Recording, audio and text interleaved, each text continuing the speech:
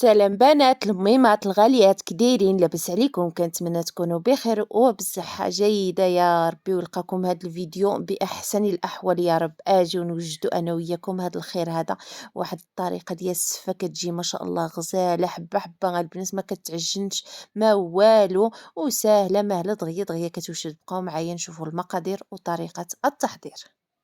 بسم الله على بركه الله البنات. نبداو اول حاجه نبداو بها هو الدجاج. هنا عندي الدجاج اللي كتشوفوه مفلح البنات. انا غادي نستعمل واحد شويه ديال الدجاج، نتوما تستعملوه على حسب افراد الاسره ديالكم والكميه اللي غادي ديروا. هنا عندي البصله، واحد 3 البصلات كبارين، 2 دريسات ديال الثومه، واحد ربطه ديال القزبور. هنا بالنسبه للعطريه نحتاجو شويه ديال الملحه، واحد راس معلقه ديال الابزار، معلقه ديال الخرقوم، عفوا معلقه ديال سكينجبير، ومعلقه ديال الخرقوم، وواحد العويد ديال القرفه ولا 3 هكا صغيورين اللي بغيتو.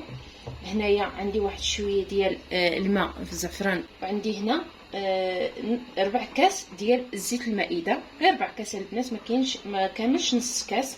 غادي نضيفو البنات الدجاج ديالنا، فجيبوه في قاميله ولا كوكوت اللي بغيتو. غادي نضيفو الدجاج ديالنا بحال هكا. غادي نضيفو هاد الكاس ديال الماء بالزعفران ولا ضماد الزعفران اللي بغيتو. هنا غادي نضيفو ديك العطريه اللي درنا كامله بحال هكا. غادي نخلطوا هاد جميع المقادير بحال هكا شي شويه البنات بيديكم ولا غير بالمعلقه. انا غنخلط هنايا غير بالمعلقه بحال هكا، ما نشحروا ما حتى حاجه البنات. غنردوها هكا طيب على المهل، وكيدخل هذاك العطريه كتدخلها صراحه في الدجاج، كيجي الدجاج منسم بحال هكا.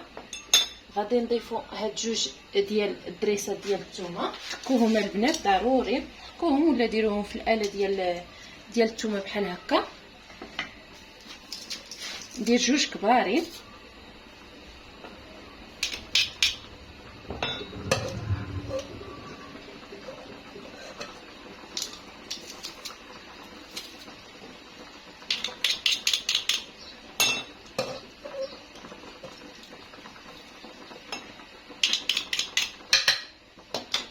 هنا غادي نضيفو ديك الربطه ديال القزبر، وغادي نضيفو البصله.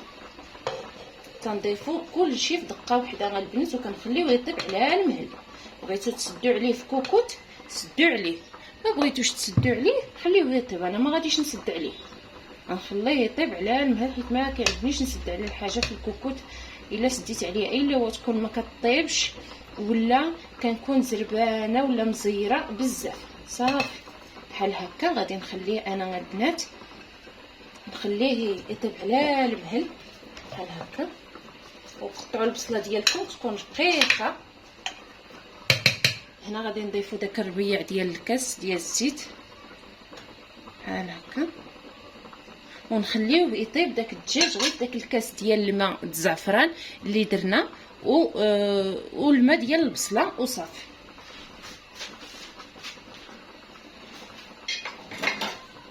هنا نشعلوا عليها العافيه البنات، عافيه مهيله حتى كيطيب. هانتوما البنات الدجاج ديالي راه كيطيب عافيه مهيله البنات، ما زدتش نهائيا الماء من غير داك الكاس اللي درنا في الاول. هنا البنات الدجاج ديالي من بعد ما طاب حيدتو، هانتوما كما كتشوفوا خليوه على جنب حتى كنقيوه من داك العظيمات كاملين.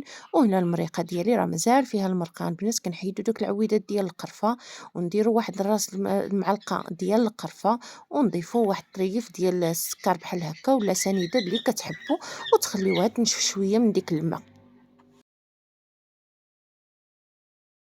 وهنا الدجاج ديالي البنات حيدت له العظم كما كتشوفوا، درت غير الحيمات بحال هكا كنديروهم مع ديك المرقه كيتعسلوا البنات. وندوزو ان شاء الله نوجدوا السفه ديالنا اللي ساهله ماهله البنات، دغيا دغيا كتوجد.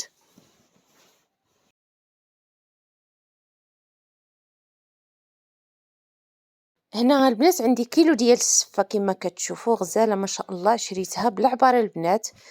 شريت هكا بالعبار ماشي في الساشي ديالها، المهم نوعيه جيده. هنا عندي واحد نص كاس ديال الزيت، غادي نخوي فوق هاد السفه هذه اللي كتشوفوا عندي هنايا. غادي ندخلو فيها مزيان ديك الزيت وغير بشويه البنات باش ما كيتهرسناش الشعريه ديالنا، حيت راه هي رقيقه بزاف.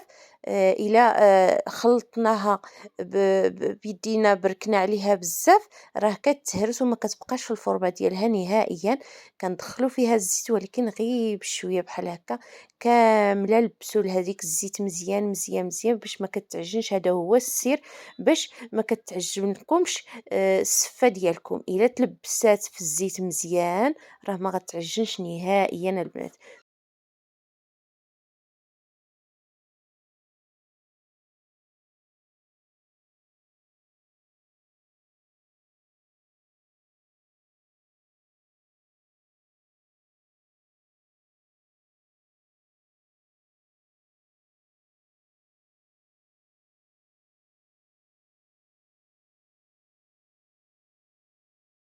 وهنا في هاد المرحله البنات تكون عندنا البرمه ديالنا ديجا عندنا فيها الماء وطايب.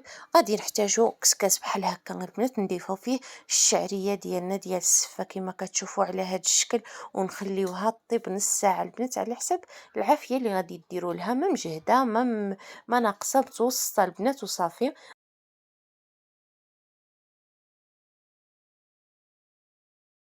وهنا السفه ديالنا كتكون واجده نردوها فوق البوطه نص ساعه ونرجع معاكم. وهنا كتكون السفة ديالنا واجدة البنات كما كتشوفوا. من بعد ما دازت نص ساعة غادي نحتاجو الماء اللي هو بارد عادي البنات من روبيني. خويو ما غاديش نعطيكم العبار، خويو القياس ديالكم راكم عارفين نتوما كما كتشوفوا. تبعوا معايا غير المراحل وغادي تشوفوا كيفاش غادي ندير لها البنات. غادي نخويو هادشي من ديك البرمه، من ديك الكسكس عفوا، وغادي نخويو عليها الماء البنات، الماء الكافي بارد عادي من الروبيني البنات. كنخليوها تشرب داك الماء مزيان.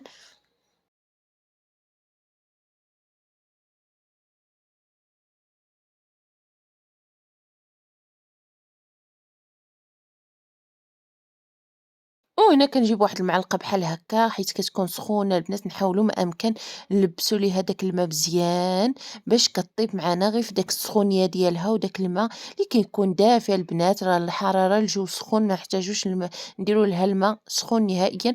وكيبقى لكم الاختيار، واخا ديروا لها الماء طايبه البنات راه ما كيوقع لها حتى حاجه، بحال الماء بارد بحال الماء سخون اللي كتفضلوا ديروا. صافي كنبقاو بحال هاد الطريقه كندخلوا فيها داك الماء مزيان، والماء اللي كيبقى لنا في ديك القصيعه كنخويوه عادي وكنرجعو نحركوها مزيان حتى كتشرب وكتحل معنا ديك السفه وكطيب.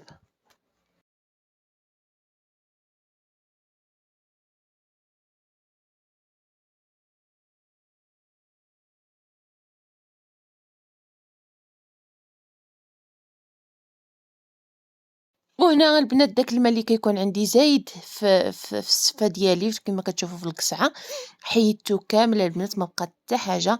دابا غادي ندوزو نديرو لها واحد شويه د الملحه ضروري باش نصحوا الذوق. غادي نديرو لها الملحه ونرجعوها باش تفور.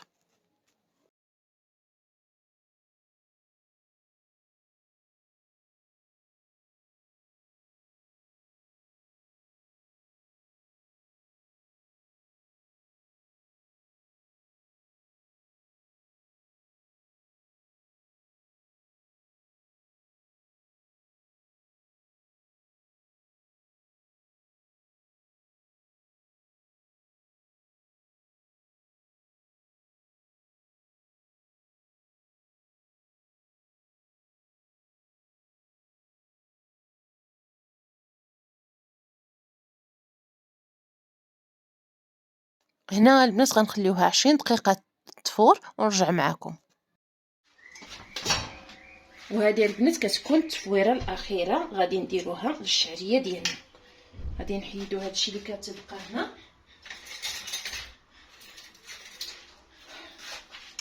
كنحيدو هذه البنات. هنا كنحلوها واحد شويه البنات، كتكون سخونه كنحلوها هكا غير بواحد المغرف بحال هكا. وهنا كنضيفوا لها 2 كيسان ديال الماء. هنا غادي البنات يمكن لكم تستعملوا الماء اللي تيكون طايب ولا الماء اللي كيكون بارد. انا استعملت الماء بارد. غادي ندير 2 كيسان البنات. الكاس الثاني انا كنحرك وانا كنزيد بحال هكا.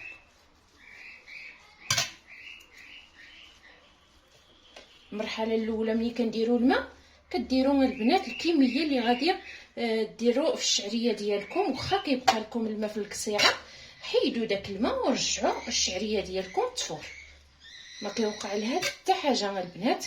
هنا غادي نزيد هذا الكاس اللي بقى بحال هكا صافي. وكنحاولوا نحلوها بيدينا، الا قديتوا عليها بيديكم حلوا عليها، ما قديتوش عليها ديروها غير بشي هكا بشي مغرف وصافي. صراحه سخونه بزاف. درت لها غير الماء بارد البنات، ما درتلهاش نهائيا الماء سخون. وراه ما غتعجن لكمش البنات لا بالماء السخون ولا بالماء بارد، دابا الجو سخون ما تحتاجش نهائيا الماء سخون. بحال هكا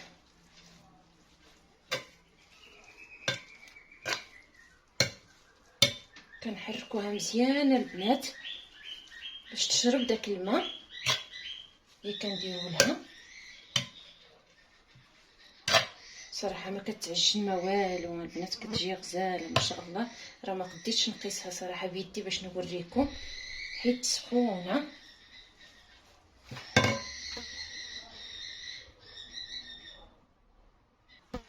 هنا البنات من بعد ما كنخلطوها مزيان هانتوما البنات ما كتعجنش نهائيا. هانتوما حبه حبه ما شاء الله. غادي ندوزو نضيفوا لها البنات واحد المعلقه ديال الزبده حيوانيه البنات نوعيه جيده. هنا واحد جوج معالق ديال سكر كلاصي اختياري البنات، الا ما بغيتوش تضيفوه ما تضيفوش، الناس اللي فيهم السكر ولا بحال هكا. كنخليو ديك الزبده تذوب مع هاد الشعريه سخونه دغيا دغيا كتذوب البنات. عاد كنخلطوها خليوها تذوب في داك الحراره ونرجعوا نخلطوها. هنا في البرمه ديالنا البنات غادي نستفوا هاد الزبيب هذا اللي عندي ديجا مرقد في الماء اللي هو طايب ولا الماء بارد. غسلوه مزيان ورقدوه في الماء بحال هكا. كنوزعوه على الكسكاس ديالنا بحال هكا. عاد كنديروا عليه الشعريه باش تفور المره الاخيره. غادي البنات غتكون الزبده دايبه كما كتشوفوا هانتوما، راه دابت واحد شويه. غادي نخلطوها مزيان باش كتشرب ديك الزبده كامله.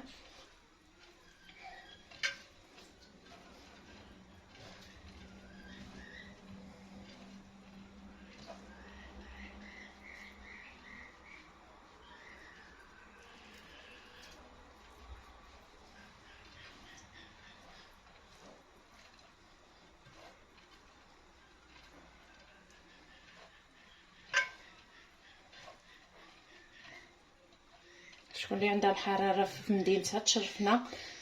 حنا الحراره البنات هنا جيت تفاس الصفر والحراره بزاف البنات. صراحه الخبز ما كنقدوش عليه كاع نهائيا. كنحاولوا ما امكن نبدلو هكا في الاكلات ديالنا الصيفيه كيكونوا خفافين، حيت الخبز صراحه ما والو كنقدوش عليه نهائيا لا في الصباح ولا هكا في الغداء ولا في العشاء.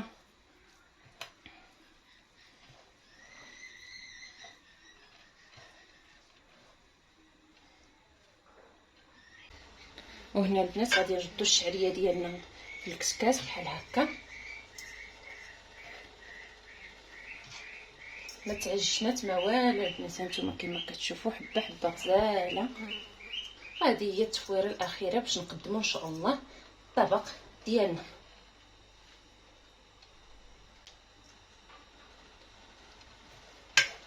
هنا درت شويه بزايده البنات، كيبغيوها وليداتي هكا ناشفه غير مع اللوز والقرفه والسكر كلاسي كيبغيوها، ماشي ضروري يكون الدجاج. واخا الا بقات نخليها لهم هكا ونقدمها لهم هي كي قلت لكم مع اللوز والسكر والقرفه كيبغيوها صافي. وهنا كنكونوا سالينا الصفه ديالنا دغيا دغيا. صراحه البنات كتوجد بحال هكا ونردوها تفور. وهنا من بعد ما فارت التفويره الاخيره البنات غادي ندوز نقدم معكم الطبق ديالي ان شاء الله.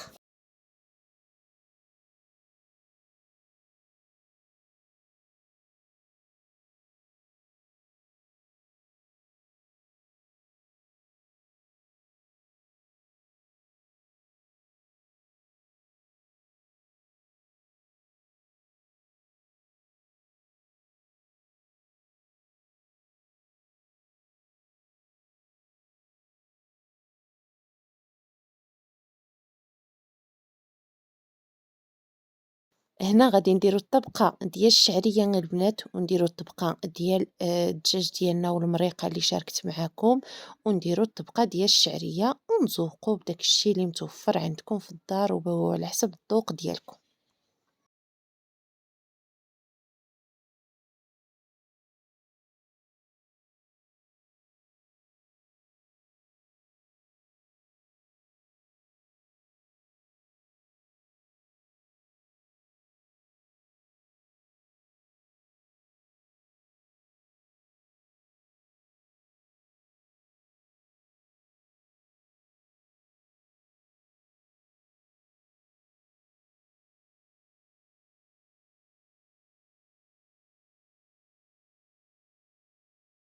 وهنا غادي ندوزو للتزيينه البنات. انا غنزين الطبق ديالي بشويه د القرفه، شويه د السنيده واللوز اللي هو محمر كما كتشوفوا على هذا الشكل. نتوما يمكن لكم تذوقوا باش ما بغيتو وبداك الشيء اللي متوفر عندكم في الدار.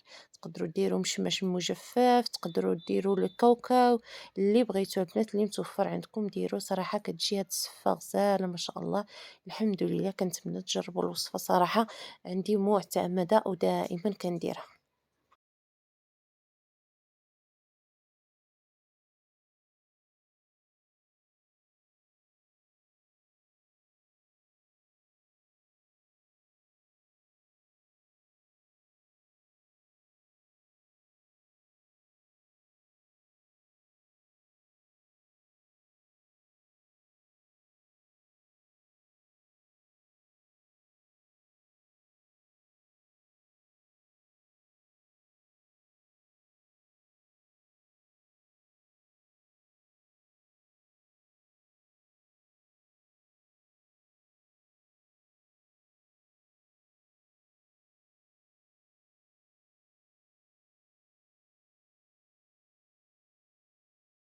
وهنا الطبق ديالي كيكون واجد، طبق مغربي أصيلي 100%. نتوما كما كتشوفوا كيجي على هذا الشكل ما شاء الله، هماوي الحمد لله، وصيفي، أكلة صيفية في هاد الحرارة هادي. بصراحة ما ينفعوا غير هاد الوصفات هادو، تيجيو رائعين البنات. وصراحة جات السفة حبة حبة ما شاء الله، ما معجنة ما حتى حاجة. الحمد لله كنتمنى تجربوا الوصفة، وكنت خفيفة ظريفة على قلبكم. وهنا كيكون الفيديو ديالي سالا، كنتمنى يعجبكم. وشكرا لكم جميعا. ما تنسونيش من الدعم ديالكم واشتراك في القناة فضلا وليس أمرا. وشكرا لكم جميعا، إلى فيديو آخر إن شاء الله.